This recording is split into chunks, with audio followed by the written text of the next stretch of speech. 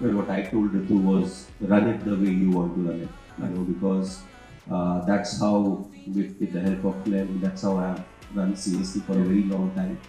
And I always felt it's a game where the captain has to take the decisions. Yes, you take the coaches and the support staff into your account, but it's not like football where the manager decides. Cricket is where, as a captain, you have to decide, and that's what For me, the most important thing was to tell him that I ran it my way. You have to run it your way.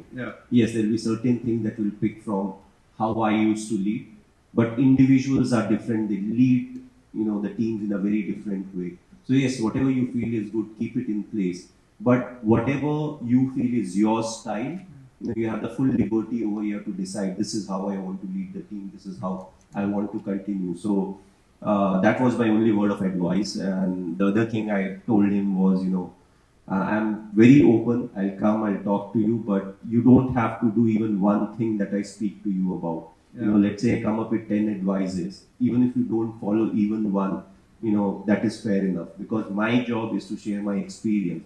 But when you are the leader, you have to take that responsibility. You have to buy in, okay, this is what it is.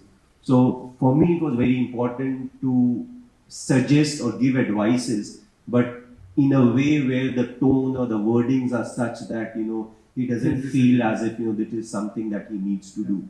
So I tried my best to do it, and because I just felt that when I was leading, I didn't care who's saying what.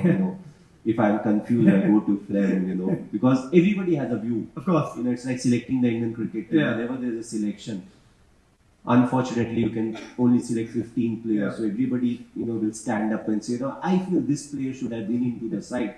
I agree with you, but also point out who you want to drop from the side. Because we are a country where, we are going up in cricket, the amount of talent that is flowing in. So everybody has their own view. What is important is to respect their views, but at the same time, as a leader, see the resources that you have and how you want to use it.